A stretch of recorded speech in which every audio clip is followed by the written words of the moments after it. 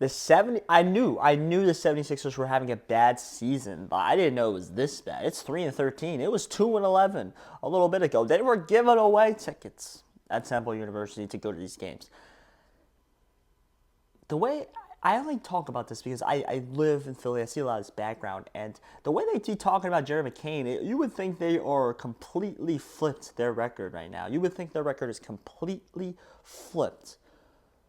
With how Philadelphia is praising this man, Jerry McCain, a guy I was not very high on in the draft process. And I think because of the record, he's getting the chance to take more shots, be who he wants to be. And basketball is a weird sport. Because basketball is the only sport where you can make a bad performance look good if you take enough shots. And I don't think people talk about that enough, first off. But Paul George and Joel Embiid aren't even on the court. And I understand this from Paul George. This guy's played, 5 games over the past 3 years? That is an exaggeration. But when's the last time this man's been healthy for a long period of time? And you gave him $200 million to play for you, and he's not on the court after, 10 games? This man played 10 games and is already out. He hasn't played a long stretch of games in a long time. And you paid him all this money for what? Because you felt like you had to do something. You felt like you had to compete with the Celtics. And you're paying $200 million to bank, probably a 50% chance that this guy is even healthy for the playoffs, let alone healthy for the whole playoffs. Joel Embiid seems done. I think Joel Embiid was done 2 years ago, honestly.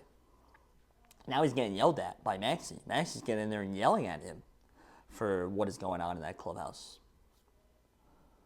I respect Maxey for that because that's the star player. That man should be holding everyone else accountable. And you have people like Maxey holding him accountable when no one else is doing it is very strange, very bizarre, and very showing of why this team is 3-13. I need to wake up, okay? Because I get it.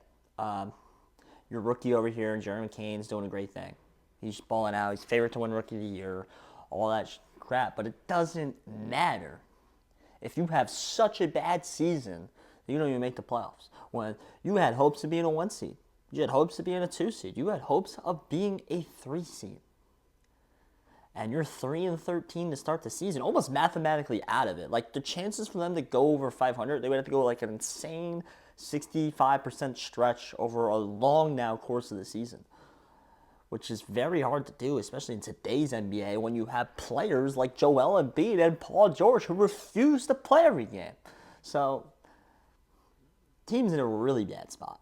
And I think it's a sign of the end here for at least Joel Embiid's mark here on the 76ers. It's time for Maxey. It's time for Jerry McCain. And I guess it's time for Paul George if he could just stay on the court. And that's a thing I've been screaming about for the past 5 years. So I don't know why, and I'll never understand why anybody would ever give that man $200 million. Especially at his age now. Ultimately, my name's Josh Worsey. I know you guys wanted more NBA videos.